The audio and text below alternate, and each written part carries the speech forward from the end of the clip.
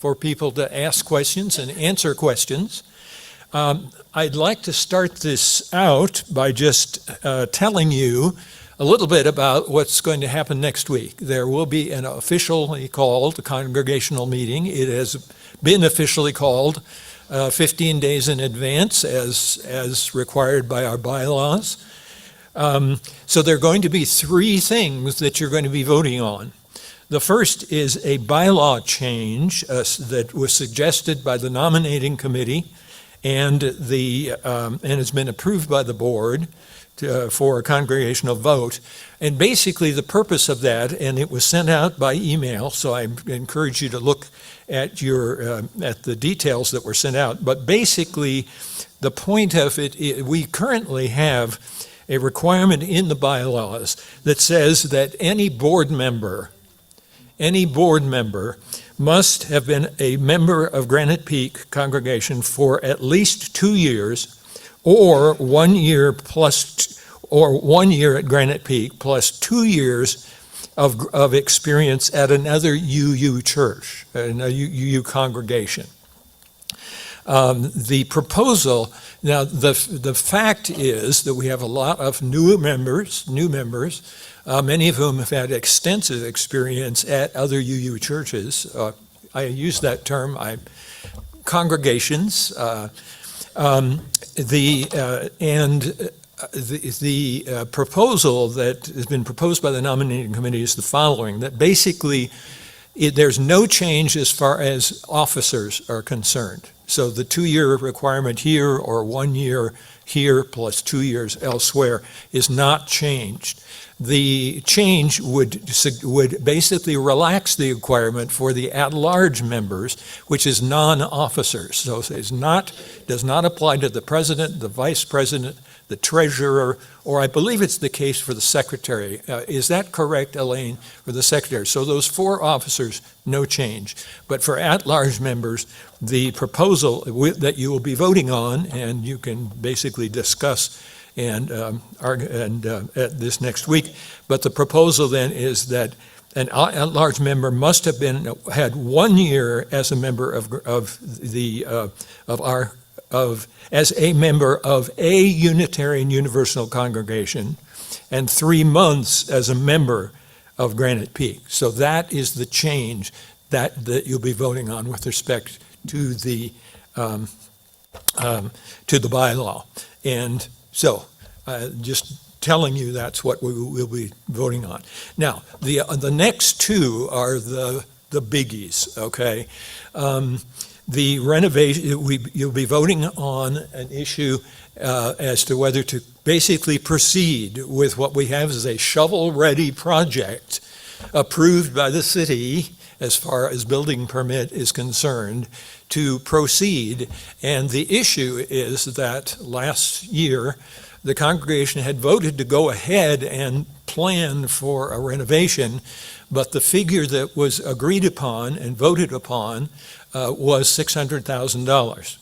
Well, there's been some inflation in between since then.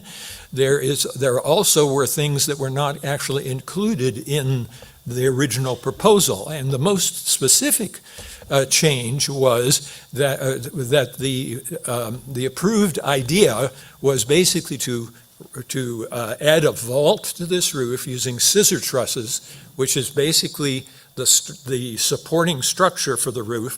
There's an internal truss and an external truss that are tied together. So the external would be steeper pitch than the internal, but the effect of it would be to raise this ceiling and make it a vaulted ceiling. And the original the thing that the congregation had agreed upon was basically to place those scissor trusses on the existing walls, which are 10 feet, I believe that's right. Are they 10 feet now? I think that's right. And then place the scissor trusses on the existing walls. As I have mentioned before, several times, it turns out from an engineering point of view that cannot be done. The external walls will not support a scissor truss roof with a vaulted ceiling. And we have basically hired an architect, a very experienced architect, Doug Stroh of Stroh Architect Incorporated, or LLC, I think, officially. They've been in town for many years. They've designed many buildings. They were the architect for the redesign of the Prescott Public Library, also for the Adult Center up on Rosser and so forth. So they've designed, those are just a couple of things that you might be familiar with, buildings you might be familiar with. So highly experienced. We've also discussed and basically have a detailed estimate from a builder, B's Construction. It's been basically a multi-generational building supervision company that's been in Prescott for a long time. Brian is the current owner. He's the son of the original owner who has been doing a lot of building around Prescott for years and years. So we have a lot of, the team has a lot of confidence in them. Now, just as an indication of the architect's standing, I guess, is that the final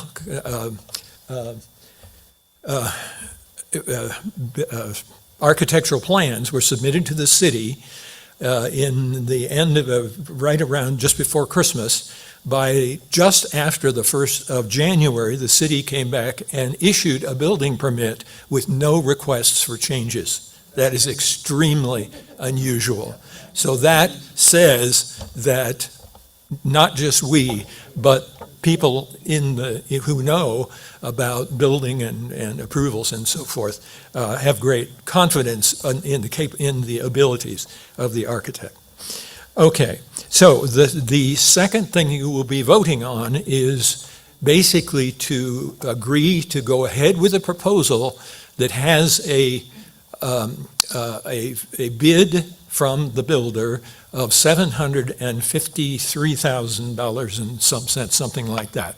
That's basically the detailed bid that's come from the supervisory company.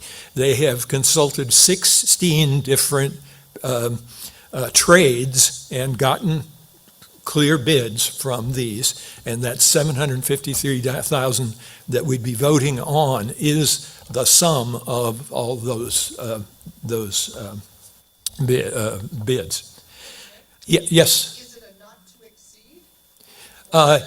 That is basically, my understanding is this is basically a fixed bid. That is the bid. It is not, we had the option. Okay, let's clarify. Would someone like to clarify that just a little bit? Yeah. We need wait for the microphone, please. As in any construction bid, there always is the possibility of overruns because they cannot predict what future labors may be or what future costs will be down to the penny. So there is a possibility of an overrun, although he feels pretty confident right now, if we go right now, that we're okay with that bid, but who knows, and given present conditions, also who knows. So yeah, no, it is not a fixed bid in that case. Yeah, well, there is a contingency built in of 15%, yeah. I had one thing I wanted to say as well. A couple of weeks ago, you folks did, if you were paying close attention, got a bid for $693,000.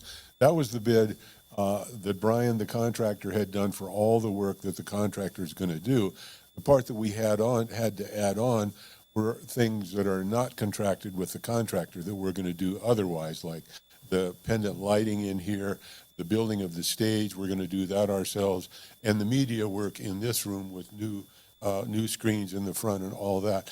That has to be part of the project, but it's not part of his price, which is why the price went up to $753,000. Okay, so that is what we will be voting on as the second point. The third point is that the building company and Brian has indicated that once we give the go-ahead, if we give the go-ahead, they are prepared to begin within a matter of weeks.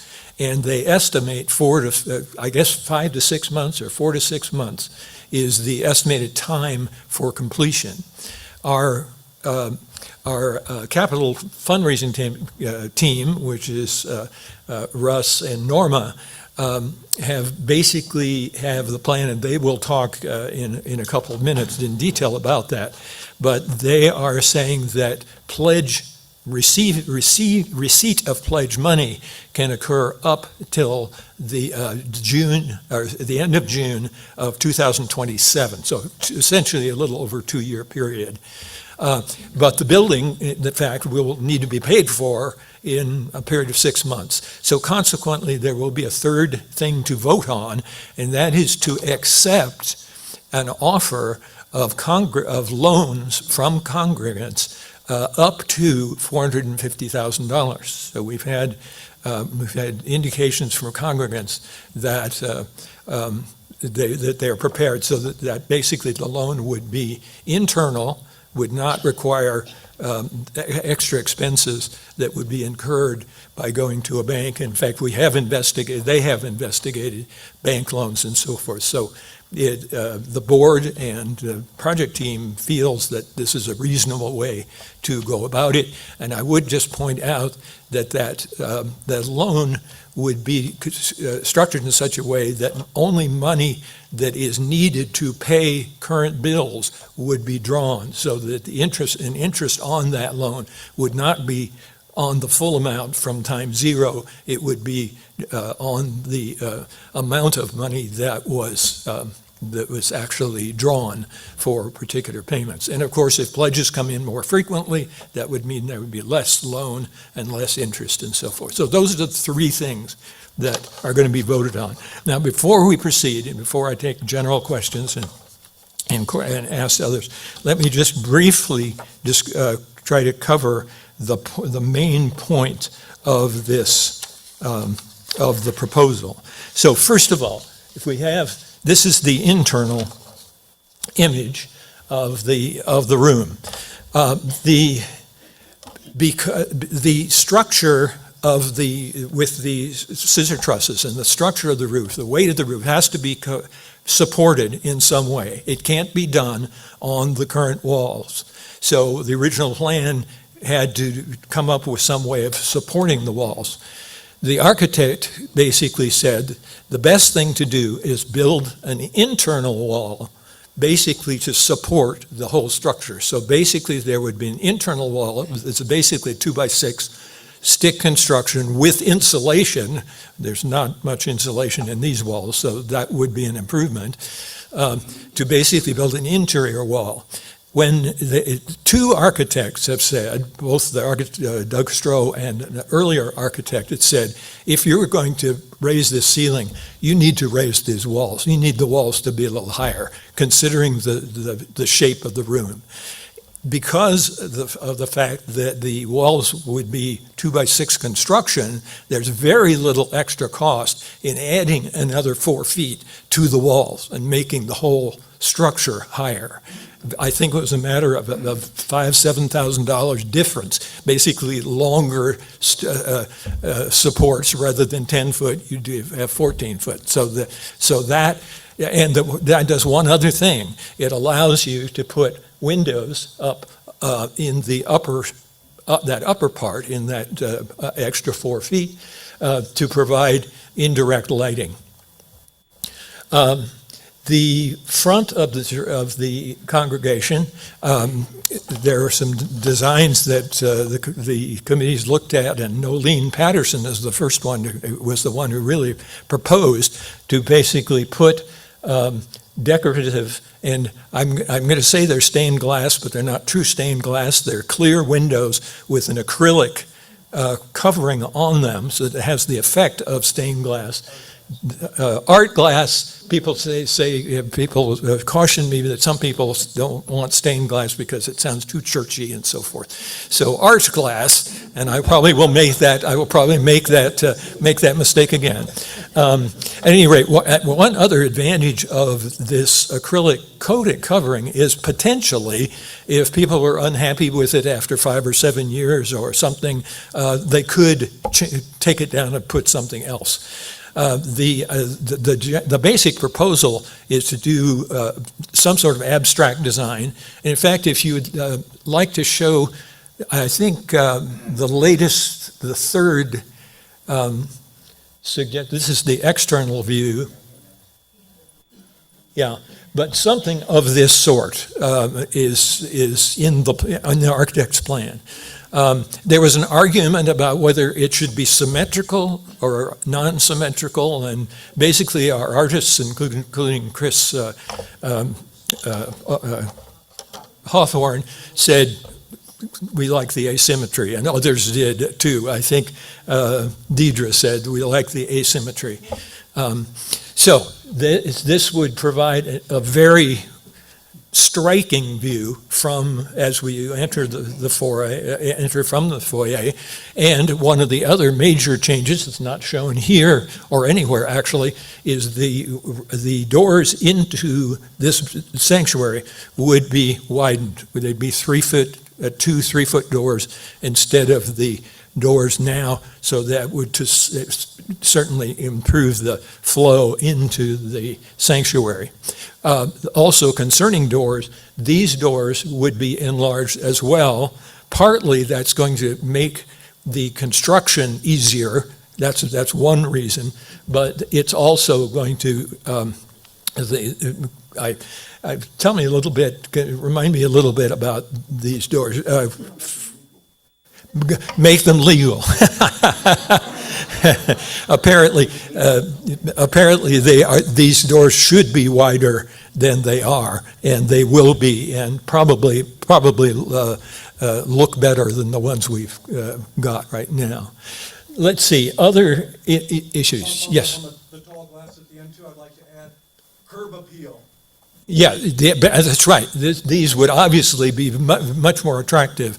In fact, the whole building would be more attractive from the outside. I was looking at it, and it looks a bit squat the way it is now.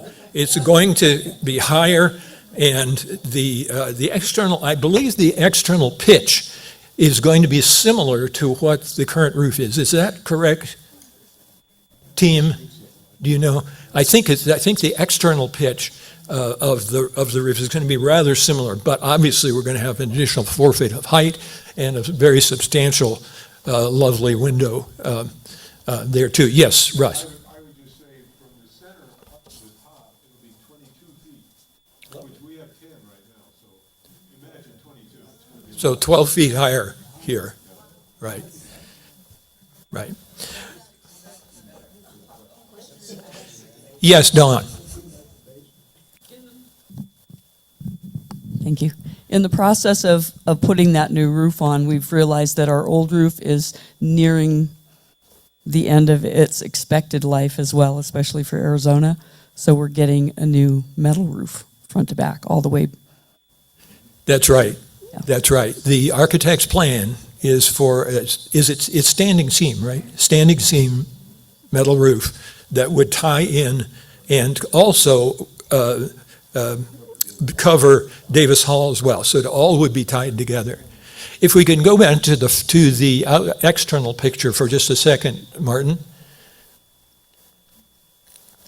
So you see the roof would all be tied in at the end, and you can see the windows as well. The current plan also, he has designed these trellises that would basically allow some sort of perennial vegetation, ivy or whatever, to basically decorate and make this feel like it's kind of rising out of the ground. It gives it sort of an organic feel to it. Now, just a few other things that I'd like to point out. There is a plan to have far better lighting. So lighting is one of the things that people have been complaining about for years. We will not have these side windows. The side windows have always been, many people have been bothered by them because of the glass blocks and so forth. So those will not be there, but there will be windows up above to provide indirect light. So hopefully we won't have the glare issue. Let's see, concerning the interior lighting. So again, lighting is so important. An engineer has designed the lighting. There are 40, I believe it's 40, is that correct? 40 recessed lights planned. Everything will be LED, so relatively low energy use. So that lighting from those 40 recessed lights should more than light this very well, but also the lights and various panels of these lights will be on dimmers so that the sanctuary's lighting levels can be controlled independently from the control system in the back. The other thing is the audiovisual situation. It calls for 2 LED screens because we've got higher space or higher elevation here. They will be placed probably on the back wall here, fairly high, so that they should be available, should be visible, and be one on each side for visual purposes. As far as the audio is concerned, there's a plan to use, and Fred, what's the term? They plan to use fill acoustics rather than having speakers that basically just point forward and direct back. So you're sitting close, you can hear it. You're sitting farther back, you can't. The plan is for multiple speakers along the sides, and so that every place in the room should have better acoustics than it does now. So let's see. One other thing I wanted to mention is the hearing aid loop that's supposed to broadcast to people's hearing aids has not been functional for quite some time, and the plan is to get that working as part of the AV improvements. Let me just see. Lock windows. Lighting, AV aim. Oh yes, the carpet. Of course, the carpet. Deidre, would you like to say anything about, you have been doing a lot of research about the carpet issue? Yeah, we haven't landed on a decision as of yet, but as you can surmise, any new carpet is going to have better acoustical value than the carpet we have today, because I'm pretty sure there's probably none to it at this point. As we kind of home in on what the artistic panels are going to look like on the north wall, we'll be looking at a carpet that ties it together from a color standpoint. We're looking at carpet tiles, and if you're not familiar with carpet tiles, they come in various shapes: squares, rectangles, planks, but it makes it easier to change them out. So if there's something stained or damaged, you don't even need to hire a professional carpet installer. It can come out and go in by, probably like a routine, somebody that's a handyman or a maintenance person can do that. So once we finalize kind of the colors of our artistic, then we'll be looking at patterns and colors for the carpet. And the one that we've looked at now is by Milliken, and it has an attached pad to it. So what that does, it makes it a little more comfortable to your feet and legs, but it also provides a little bit more acoustical value. That's not to say that that's what we're going to land on, but those are some options that we're considering, just trying to keep acoustics, aesthetics, comfort, all of that in mind as we make these decisions. Let me make a couple more comments, and then we'll take questions. First of all, I indicated the fact that there are going to be internal walls. Something has to support those internal walls. Consequently, the plan is to basically take out all of these rising areas. The AC and heating will come from ducts through the new roof. It's easy to add those. So we will not have these side issues. We will also, side risers, we'll also, this will come out, and a new stage will be designed by, to fulfill our needs. It will be a wooden stage, so it's not going to require extensive, what shall I say? It's a carpenter's project to build the stage. So I just wanted to point that out, that's one of the features that's going to come out. Okay, I think I've summarized what's going to happen next week. Now let's go ahead and ask the questions. Yeah. I can't really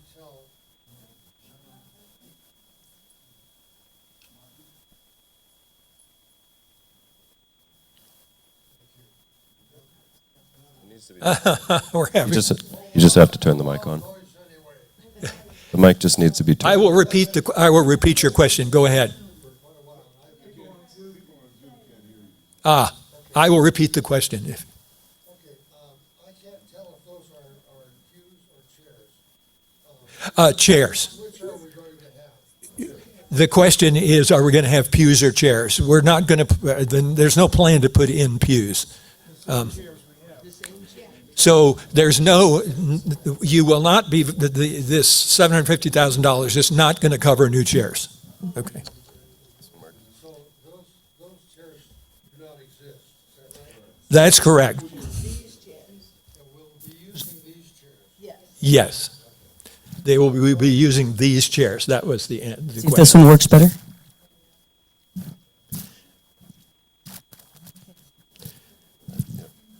Krista. I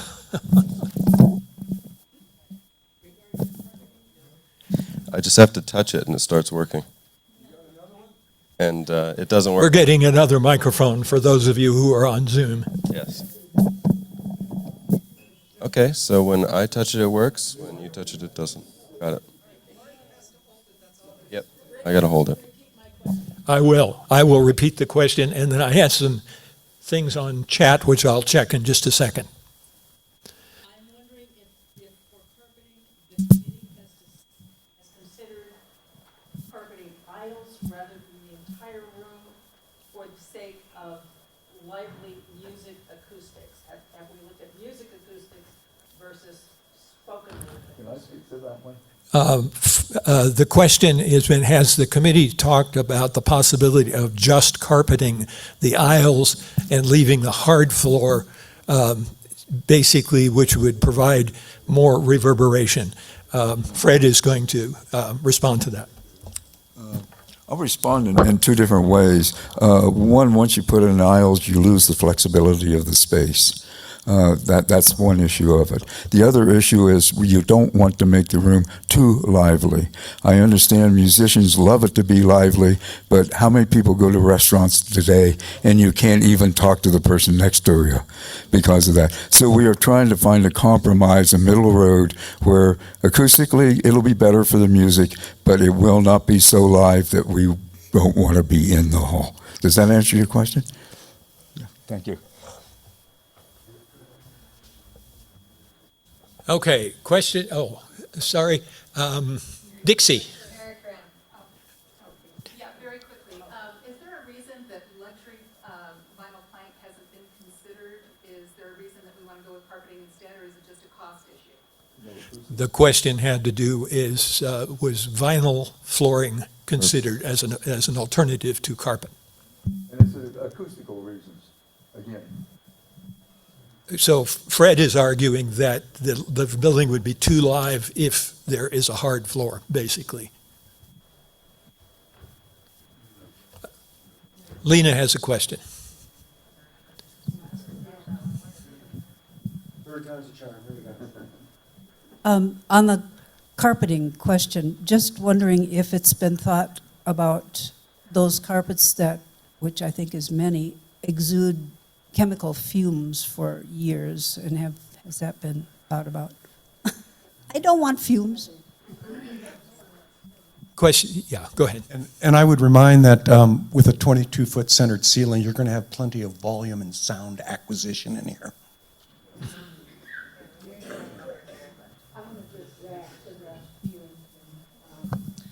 So the carpet that we have been looking at is from Milliken, and if you're interested, I would look on their website. They have a phenomenal sustainability story to them. Zero emissions, no off-gassing.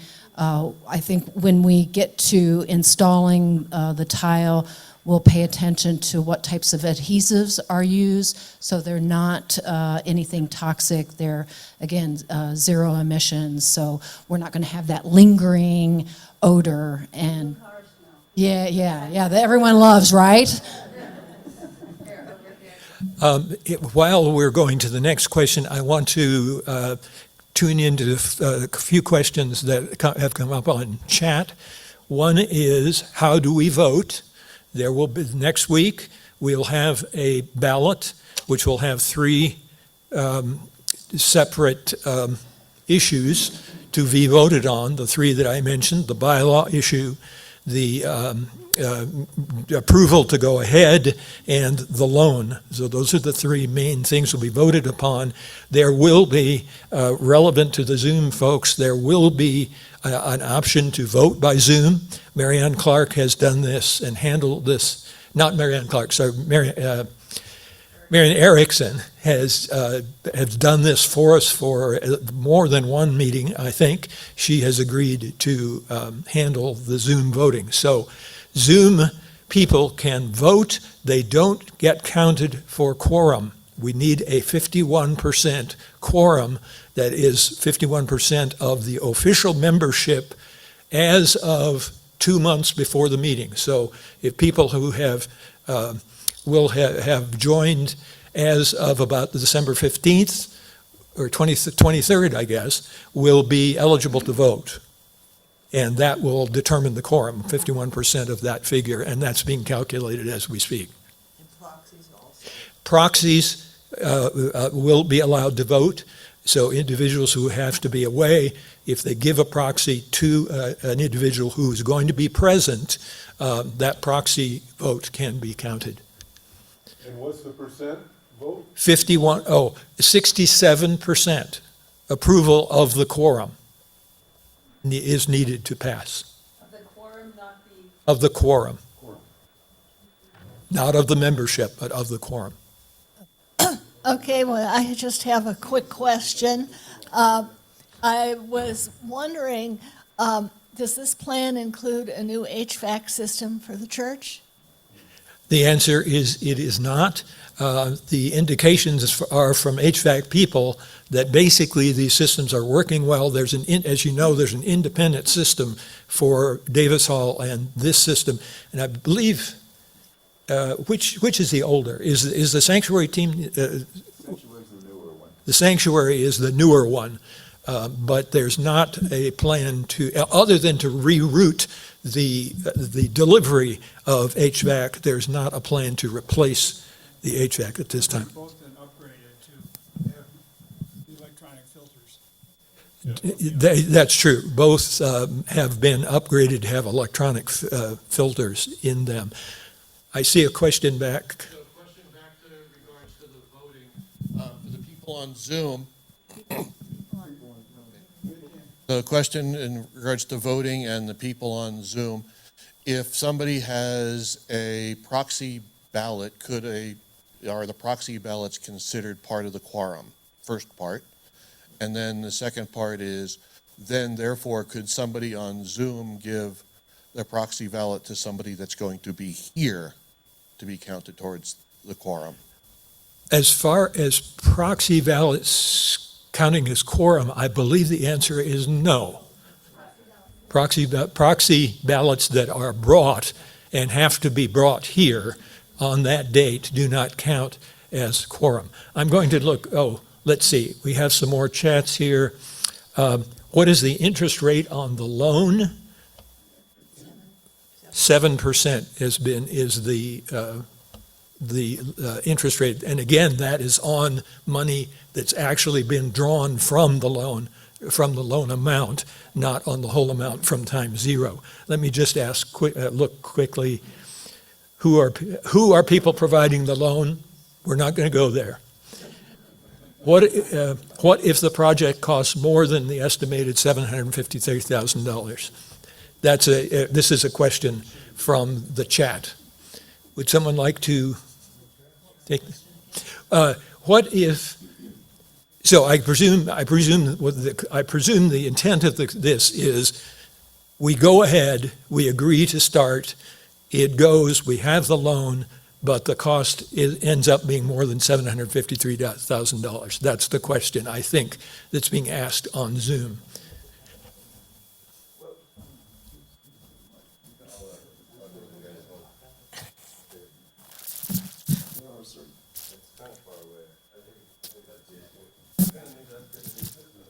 Yeah. I don't know what's going on. The light's on, but the mic isn't. No. Well, part of what we are doing has flexibility built into it. For instance, we talk about the AV system that we're going to put in. Well, the guy that's designing it is going to make sure all the outlets, all the wiring, everything that's needed is there. But if we're getting tight on money, we'll just use the old speakers until we get the money to be able to complete that kind of system. So we have those kind of things, flexibilities built in to many different things. We have a flexibility built into the roof, which is right now designed to be a gorgeous steel roof.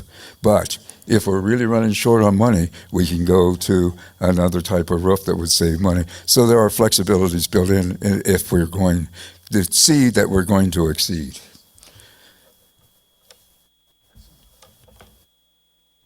Elaine. Well, I believe they said, Fred, correct me if I'm wrong, it can be the 750-some thousand plus 15% right? Is that what it is? It's built in. It's built in. The 15%. It's built in. So the 15% doesn't affect the 750,000? It's part of it. It's part of it. So the question is there any flexibility in the 753,000? The answer that's been given is that the bid includes a 15% contingency. Is that correct? Yes. Okay, yes. Norma. With all this construction going on, where will we have our services during that time? Oh, in Davis Hall? Okay. Brian Willison has been spending a lot of time planning for this. We've determined that it will definitely hold us. It's clearly going to be some inconvenience in terms of moving chairs and moving tables around, etc. He's given a lot of thought to how best to manage that, and I'm sure that some of us I certainly will be willing to help on the Raven Boys team and others to move chairs when necessary. There'll be a plan in place by the time it happens. So I think it will be inconvenient, but hey, we'll be able to come and at least get an idea of the closer to coffee. Let me also say one thing. We consulted with the builder about the issue of safety of using Davis Hall. He, as a builder, very experienced builder, says he feels there should not be a safety issue. These doors will basically be walled completely off during construction. So all the construction will be in this part of the building. So you will be able to come into the foyer. You'll be able to come into the Davis Hall from either the doors on Davis Hall. So in his opinion, which is highly experienced, he feels there should not be a safety issue with respect to using Davis Hall. Yes. Jack Wood. I'm on the Finance Committee, so of course money is always an issue. And the Finance Committee has really not had an opportunity week.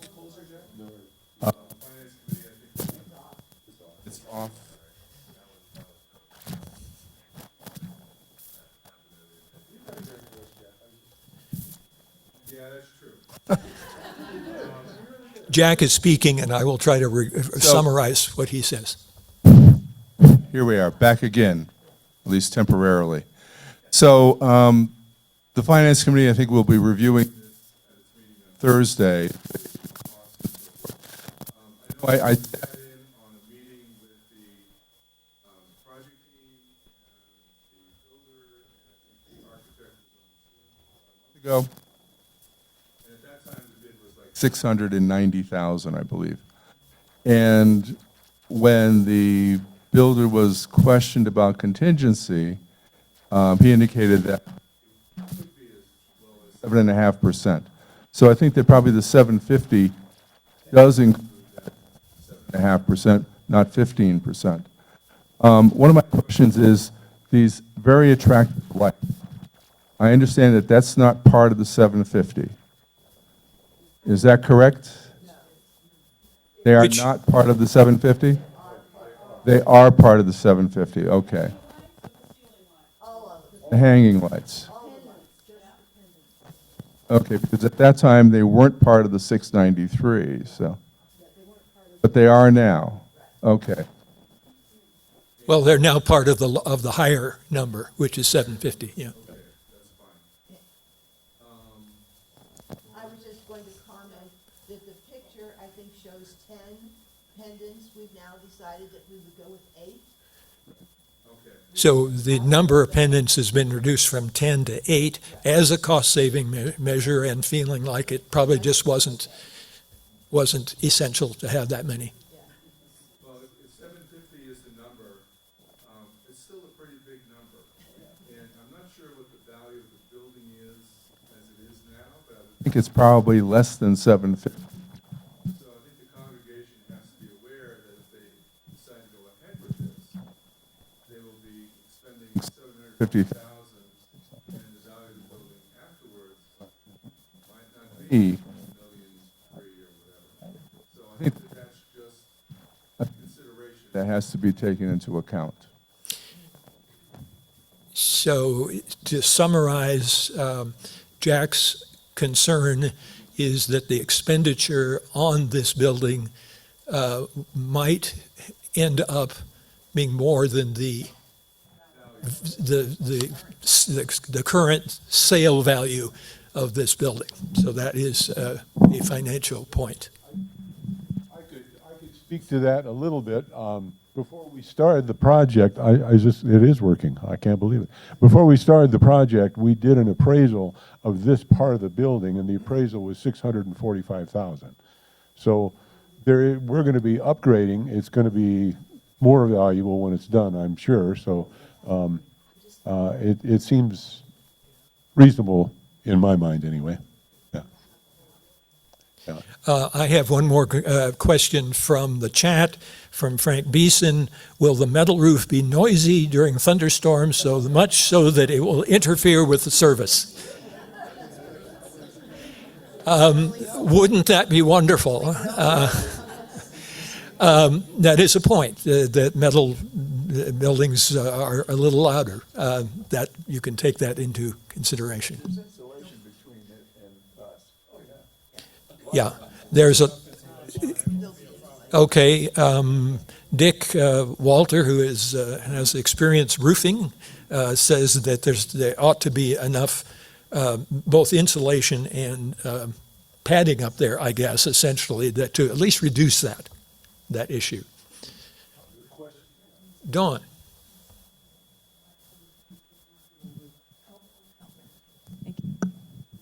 We had a metal roof put into our house in New Hampshire where there's lots of hail and wicked rainstorms and snow and everything else. The noise was different, but it wasn't really louder, and it actually was very pleasant. Some people, just for Zoom people, some people like that noise. We have another question in the back. Okay, is this working? Okay. One's a comment with regarding the change to the bylaws. I just might be being a legal nerd here, but it's a little bit confusing. Is the 3-month requirement from the date of election or the date their term begins? Because those are a couple months apart. So that's just a legal wording. Let's see, I'm just looking Or at, before they can begin their term. Okay, I don't think it's clear in the language. And then my second question is just about the loan. Is it going to be a secured loan with a lien on the property, or is it going to be unsecured? Thanks. would you like to answer that? Yes, it's the lien is on the base development property. So we currently have a mortgage now, we currently have a mortgage on this property with the Odd Fellows. I forget what it is, $50,000 is remaining on that. There's no lien. 44. 44, going down? We have no lien on the property across the street, so this loan would be secured by that property.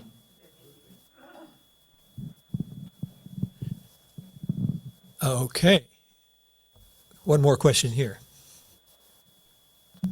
Has a plan been made for where the choir area is going to sit or perform or be? I think that is something that is still under discussion. The stage design is not finalized yet.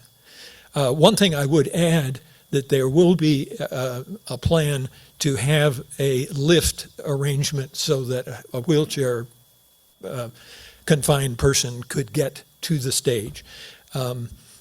Actually, Karen, would you like to make a comment about that? I sent out an email asking for comments, and I'm going to try to consolidate comments, particularly from the choir, about the design of the stage area and the positioning of the choir. If you'll do that, I'm going to consolidate them and give them to the aesthetics committee. Yeah. Right. There is a question here from John Fetter. What if we are not pay off loan? Wait, I think he says, I think it's what if we cannot pay off the loan 2 years when it's due. We plan to do that. If the congregation supports going to this higher amount, that means the congregation is willing to put out the money. I will go ahead. I'd like to make a comment about the cost. The contractor gave us a price of $689 and some change to do not to exceed that amount for the plans that were drawn. But there were certain things that were not included in that price, which were to be provided by us, and those were some of the lighting, the stage, what else? And the media. And so that's why we added in that extra amount, that extra 60,000 to make it a complete price. So we're not like, oh, now we're done, but now we need to add the stage. There's another, 15,000. So that's just to clarify the pricing. And so there is a little bit of variability in, probably about 50,000 that we'll be working on refining some of the details and try to make it as cost effective as possible. So.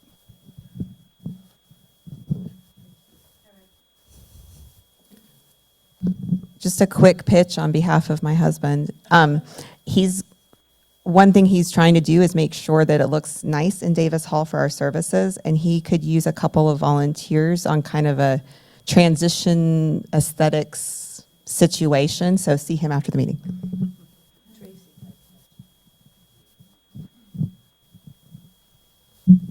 I was just wondering about the lighting, pendant lighting.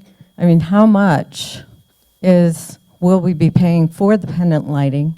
In addition, the outside, what are they, the trellises?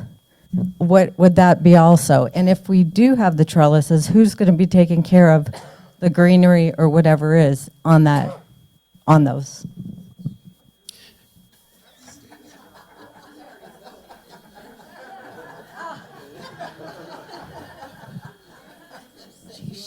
She set you up.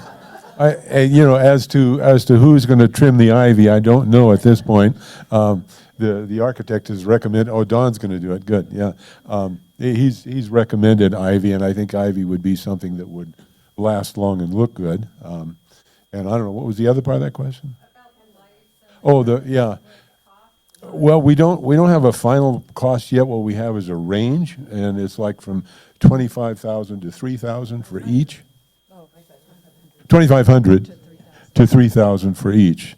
And like I said, they had suggested 10, and we don't feel that we need 10. We haven't got a final price yet. We're actually waiting for a price through the contractor, because contractors often can get things at a lower price. So we'll see. We might end up having some savings there, I hope. Like 2,500 per Yes. pendant light. Yes. And then what about the outside trellises? They're included in the price. Yeah. It was only the pendant lights, the media, and the stage that were not in that 689,000. Yeah. I'm going to put in a pitch for the annual pledge drive, which is coming up soon. We really need to be funding someone to take care of the outside of our building. It's not just those new trellises that are going up. We have new planting out front that we paid for recently, and we need somebody to be taking care of that. So please support the pledge drive, and please let's get a maintenance person for the outside. That's my pitch. Let's, Good. About the outside, is the version that we saw on the screen, is that the final idea of the colors, et cetera? About the exterior, if, I was wondering if the version that we saw on the screen earlier is the final idea, or if it's still in? that has come directly from the architect. Oh, okay. I think as far as any painting issues might have some flexibility of color, but the rest of, yeah. Right. But Brick could be actually, painted, a lot of it it is doesn't have to cement be. board. Actually, a lot of cement board. So a color selection would need to be made, and that probably is still Okay. something that could be And chosen. the color of the roof would be, just sort of keyed into. He certainly green. suggested green. That's kind of, I think we all kind of like that idea, again, because it's nature. Okay. But, yeah. Let's see, I have another question here from have Congress committed to paying off this loan? That, in fact, would be something, my understanding is that would be a commitment to vote on number 3, that is to approve the loan. If you're approving the loan, you're certainly you're committing the congregation to pay off the loan, right? Is there any, yeah. Jack, you have a question. Yeah, I appreciated Dick's comments about the additional $60,000, which were the lighting and the media and the stage. And just the pendant lighting. So that means that there probably is no contingency fee built into the $750,000. So if we need to figure another 7.5%, we're probably looking at $800,000. And my question is there a list of the estimated costs that could be given to the congregation before the meeting so we know what exactly is in the 750, so we know what we're voting on? Because I don't want it to go up to $1 million and we find out afterwards, oh yeah, well we forgot this, this, and this, and really the contingency was 15% because of new tariffs and everything coming in. It could get crazy. And then as far as the lien on the property across the street, what's that property worth? And if we're going to have $450,000 worth of loans, how can we give people mortgages, essentially deeds of trust, on a property that might be worth $150,000? Does that make sense? Should we have the mortgage on this property rather than the one across the street? This is really a question for, for the finance people. The people that are loaning us the money are content with having a lien on the property across the street. And what if we can't raise the money to pay off the $450,000? Who gets paid based on the value of that building across the street? If there are 5 people loaning the money. Well, first of all, it's not necessarily for the $450,000 we would even be borrowing. We are anticipating borrowing smaller amounts of money as we need them. So once we start getting in the people's money for this capital campaign, we'll be using that money to directly pay for the expenses. We will borrow only what we need. My guess is we would never get to borrowing $450,000. We're just really grateful that we have the opportunity to do that if we need to. When we get to the end of 2027, hopefully we will have received enough money from the congregation to pay off the loan. I never went to law school, but I think I'm well versed in Murphy's Law, and that's why I'm asking all these questions. The future is unpredictable. That's the nature of the future. We basically, we're,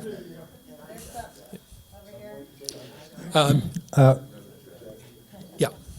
Yeah, another Jack. Rick, you've done a pretty good job of laying out this particular vision and the cost. What I have trouble understanding is, if I vote no, what does that mean? I'm not voting that nothing be done. Is there a plan B? I mean, I don't understand what a no vote would mean or what would happen. Would somebody in the group like to take that question?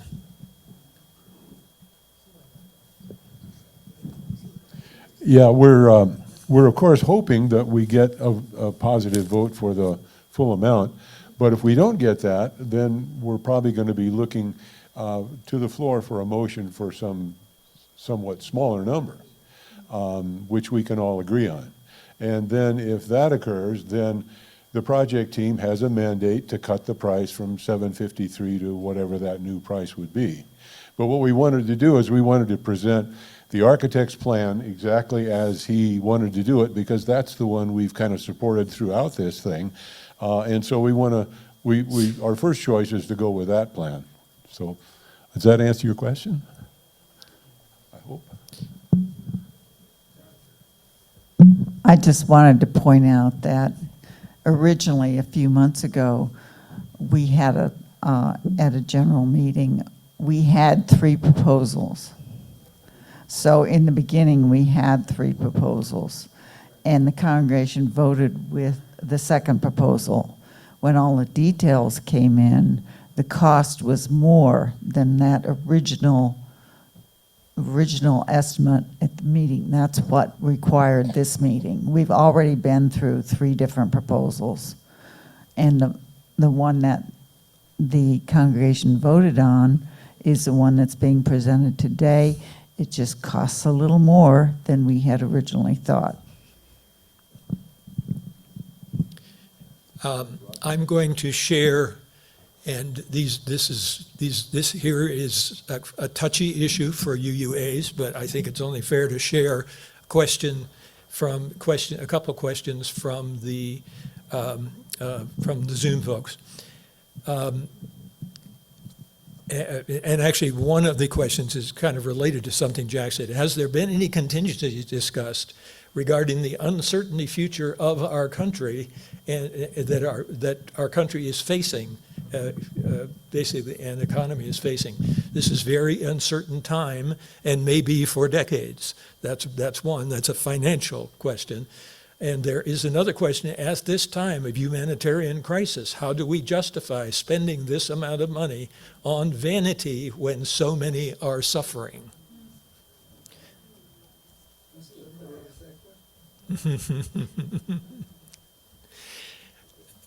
I think this is an issue of the future of this congregation. Are we looking forward with hope to a future? Do we want to present to the community a place of hope, a place that is inviting to come to, a place that supports people? There are all sorts of issues that can we can be afraid of, but it is definitely asking people to invest in the future, invest in the hope for the future. So that's my answer. Does anybody else have a concern about that? We are all concerned about the country, its future, concerned about humanity, and we're going to continue to do that. We feel that having an inviting, welcoming place that looks like it's looking to the future rather than the past is a positive thing for the congregation. That's my feeling.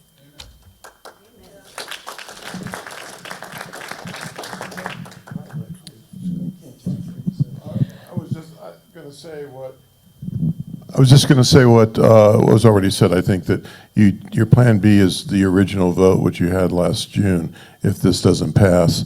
And I'm not encouraging you to go to plan B. I would suggest that you go with plan A. I think this is a very responsible committee. You can trust them. I just want to say that if we can't save this community, what hope do we have? I mean, this is like our home here. We wouldn't be in Prescott if it weren't for this congregation. And this is my refuge. I believe in this group, and I believe we'll grow if we build this church. There's certainly an argument to be made. There's certainly an argument to be made that having a more attractive and welcoming, inspiring building will attract more people and allow us to do more good works. Yes? As an architect myself, I believe there's quite a difference between uplifting beauty and vanity. Difference between uplifting beauty and vanity.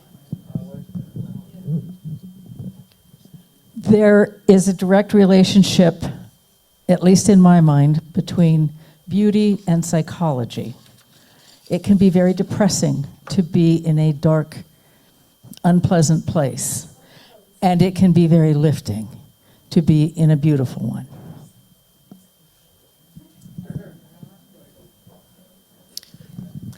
As a member of two marginal groups, I think that we need to act not out of fear and take a stand. Someone said, if you don't stand for something, you'll fall for anything. I really believe that. So rather than be Chicken Little, let's be the hawk.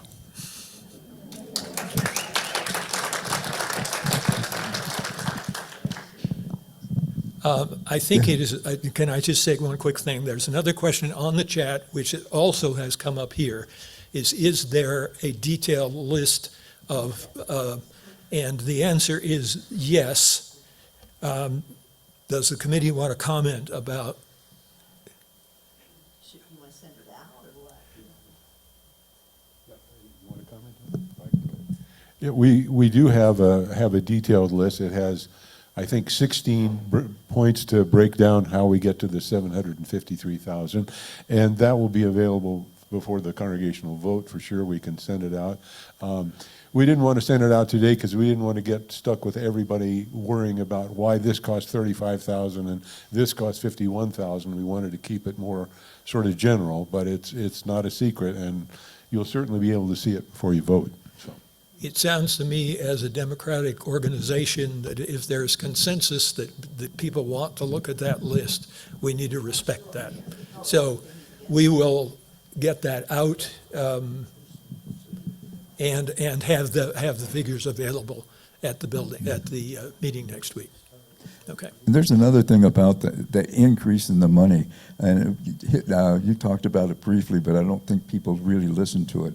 Once we discovered that these walls cannot support it, we're going to have to put in footers, we're going to have to take out the concrete. Much of that increase is in the ability to make us to raise the roof. Going up the extra 4 feet, as Rick said, costs practically nothing. The big expense comes when we take all that out.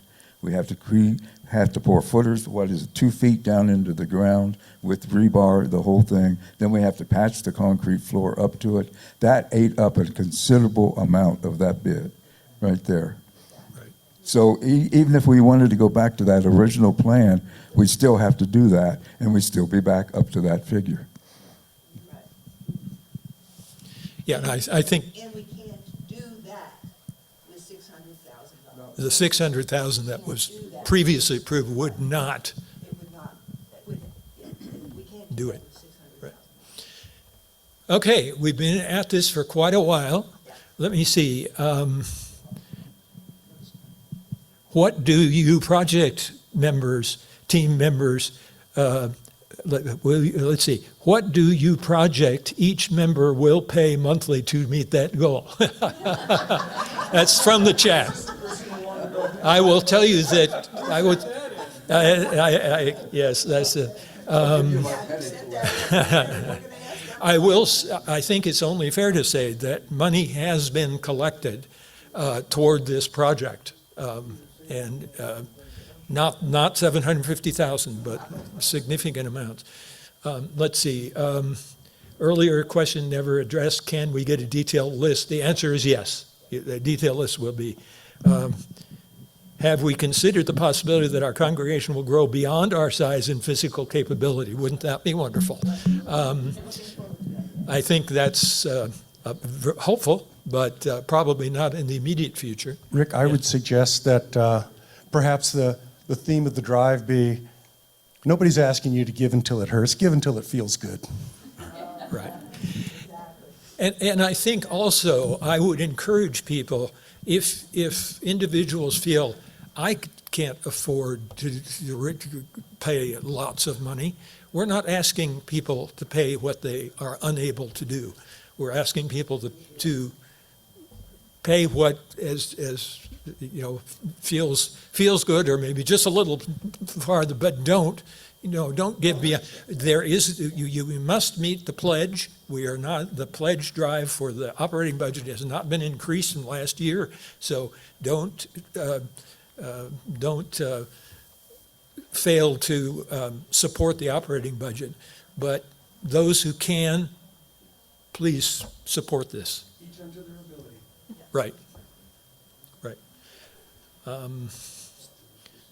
Let's see. Okay, any further questions? If not, thank you very much, and be sure to be here. Oh, we got one more question back there, sorry.